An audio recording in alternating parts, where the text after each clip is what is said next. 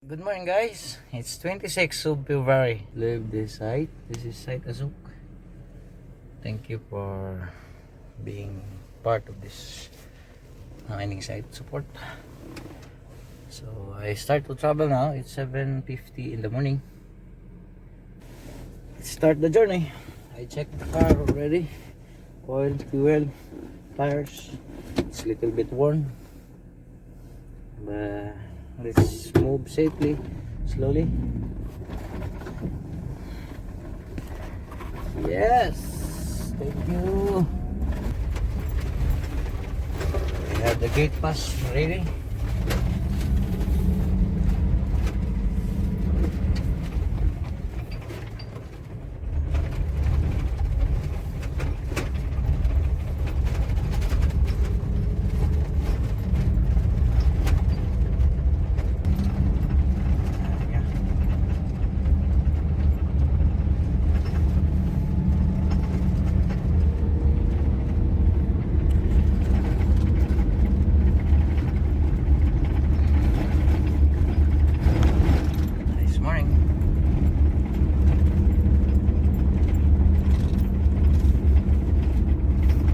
Need to activate my tawakal na when I'm in the road. So once you travel, you activate tawakal na. Yeah, waiting for the guard to check. It's now 7:30, 7, almost 8. Waiting. Nakalabas na din tayo ng gate. Yan o. So time is 8 o'clock and we are now moving back to Jeddah. And site Azuk.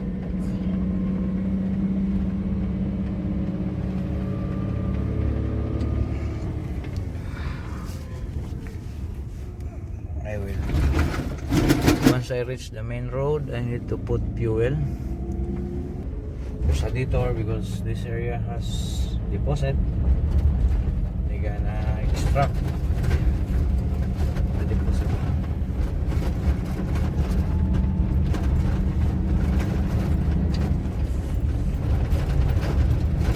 Okay. See you then. See you in the road. See you guys.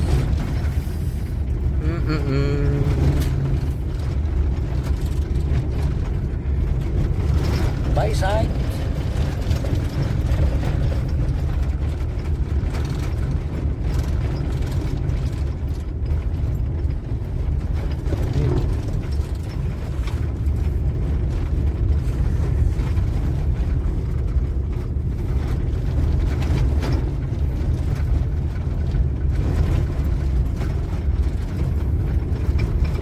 So it's 8 in the morning.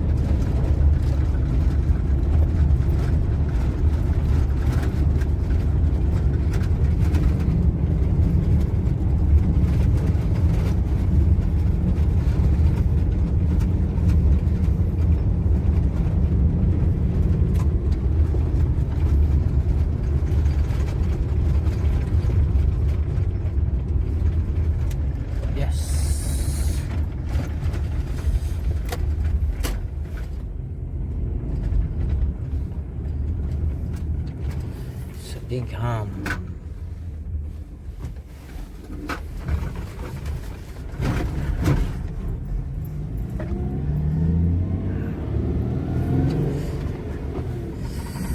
Okay. See you. Bye bye.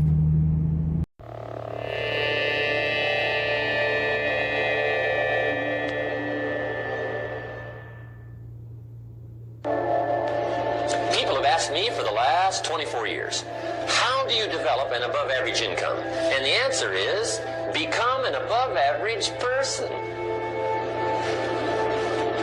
Develop an above average handshake. Some people want to be successful, they don't even work on their handshake. As easy as that would be to start on. They let it slide, they don't understand. Develop an above average smile. Develop an above average excitement. Develop an above average interest in other people. Develop an above average intensity to win. See, that'll change everything. Probably one of the most frustrating experiences in life is looking for an above average job with above average pay without becoming an above average person. It's called frustration.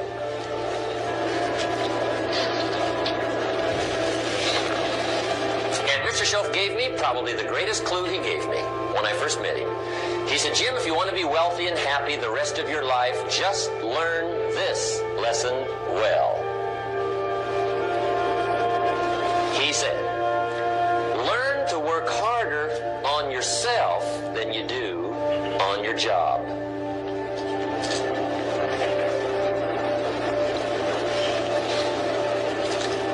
Then Mr. Schoaf gave me probably one of the most important clues among so many things he taught me, but this was in those early days. Mr. Schoaf was very kind, but he was also very abrupt. And he had these interesting questions to ask. I'm giving him a little rundown one day on how things hadn't worked out for me.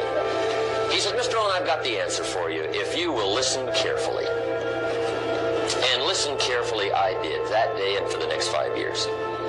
If somebody's wealthy and happy, you gotta listen. He said, Jim, I've only known you a short time. But he said, it's already my honest opinion that for things to change for you, you've got to change. That wasn't quite the answer I was looking for. But that's the answer he gave me, and I pass it along to you. For things to change for you, you've got to change. Otherwise, it isn't going to change. Before I met Mr. Schoaf, I used to say, I sure hope things will change. Right? That seemed to be my only hope. If it isn't going to change, I'm in serious trouble.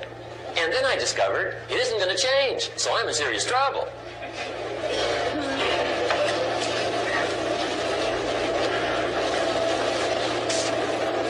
See, I can tell you what the 80s are going to be like. You have dropped into the right place. I did a seminar one time for Standard Oil executives and management in Honolulu. And we're having a conference one day on this big conference table. And one of them said to me, Mr. Rohn, you know some fairly important people halfway around the world. What do you think the 80s are going to be like? I said, gentlemen, I do know the right people. I can't tell you.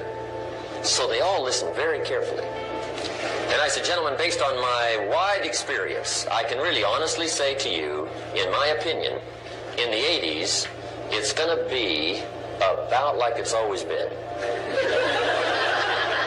Aren't you glad you came? That's inside. I don't pass that around just everywhere. Now, of course, I said that to make a point, but I also said it because it's accurate. It's going to be about like it's always been. It isn't going to change. The tide comes in, and then what? It goes out. For 6,500 years that we know of, recorded history, and probably long before that. So it is not going to change. It gets light, and then what? It turns dark. 6,500 years. See, it's not likely to change. And we're not to be startled by that. If the sun goes down, the guy says, what's happened, what's happened? It means he hasn't been here long, I guess, right? It always goes down about this time. The guy says, well, I don't like that arrangement. Well, you got to talk to somebody besides me, right? It gets light, then it turns dark. In rotation, the next season after fall is what? Winter. Pray tell, how often does winter follow fall? Every year regularly for the last 6,500 that we know of. See, it is not going to change. Now, some winters are long, and some are short, and some are hard, and some are easy, but they always come right after falls. It isn't going to change.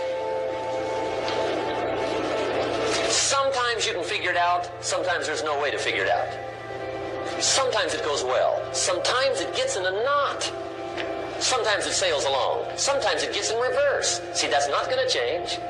The last 6,000 years reads like this: opportunity mixed with difficulty. That's how it reads. It isn't going to change. The man says, well, if it isn't going to change, how will my life ever change? Answer, when you change.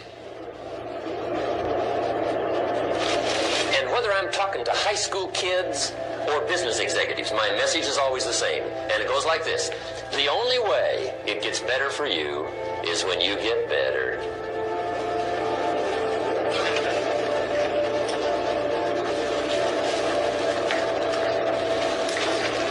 Let me give you the 4 major lessons in life to learn. Here's 4 majors.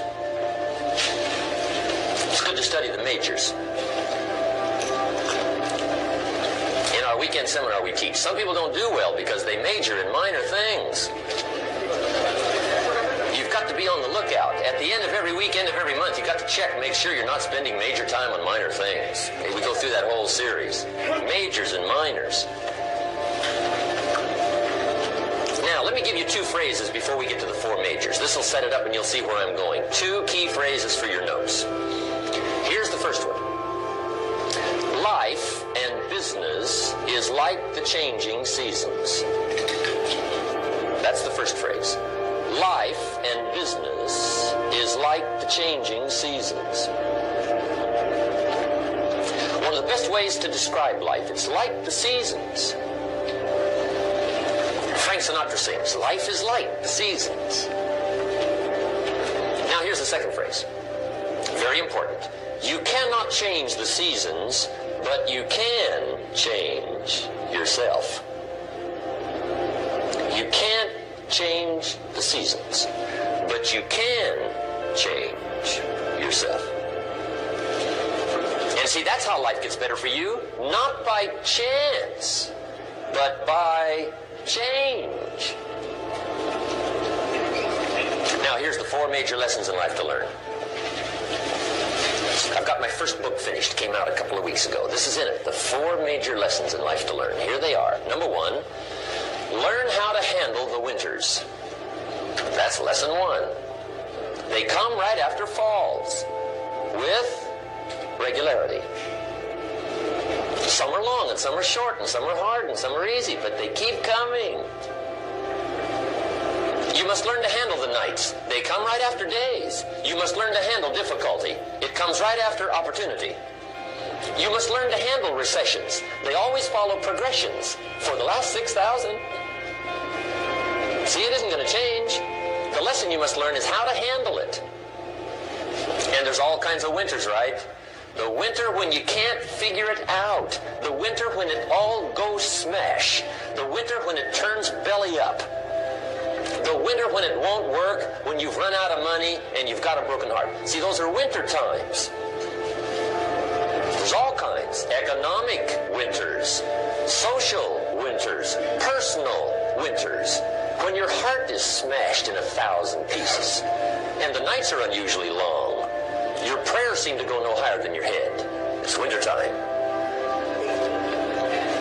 Barbara Streisand sings, "It used to be so natural to talk about forever, but used to be's don't count anymore.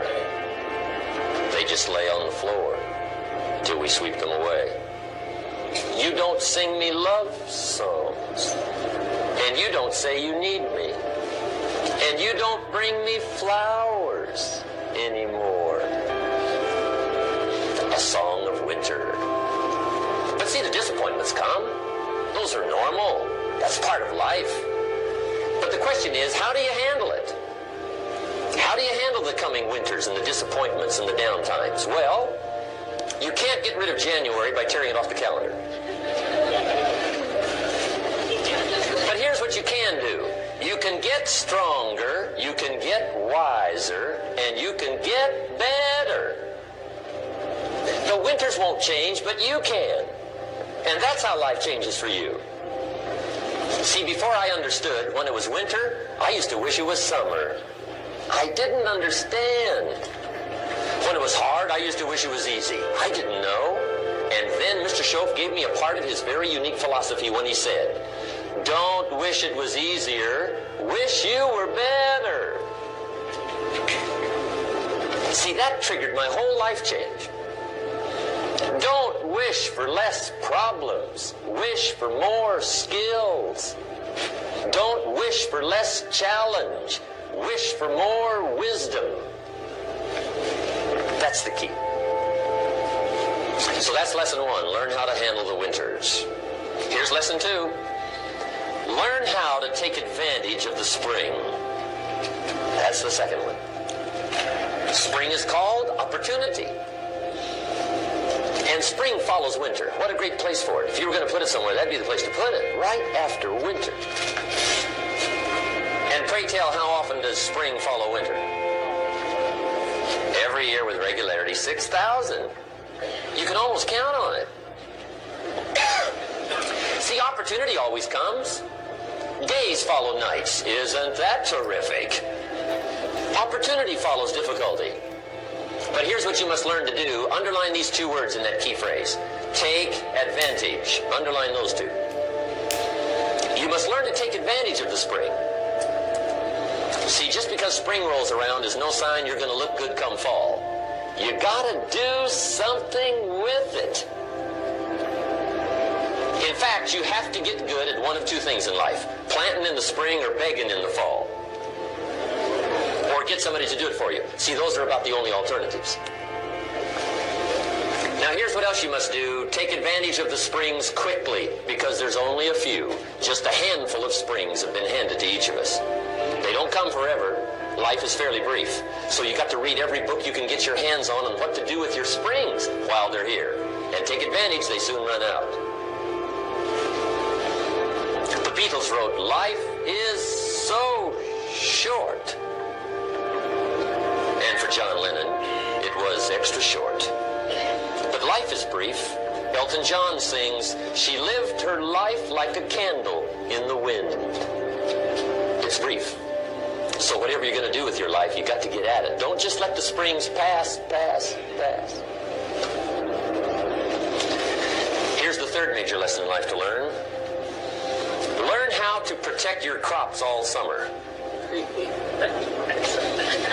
You got to take care of what you start. Sure enough, as soon as you've planted your garden in the spring, the busy bugs and the noxious weeds are out to take it. And here's the next bit of truth. They will take it unless you prevent it.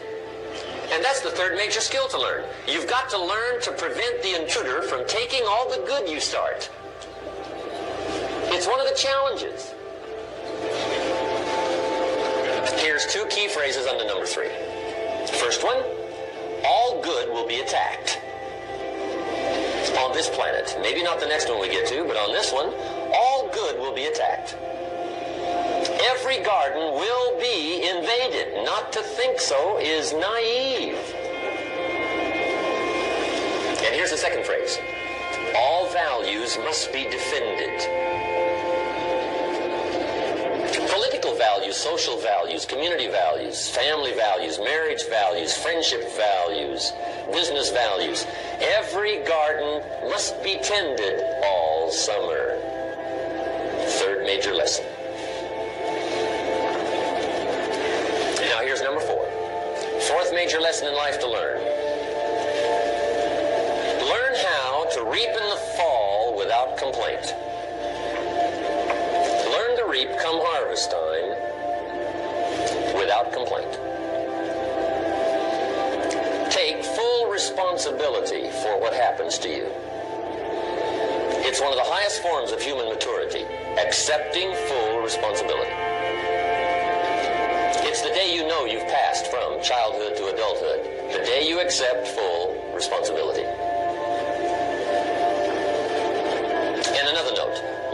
reap in the fall without apology.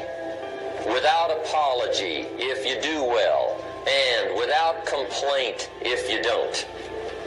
That's maturity.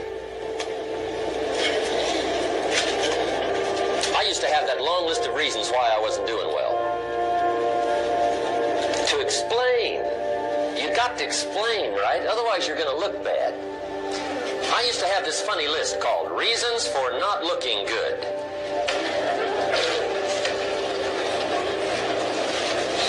I used to blame the government.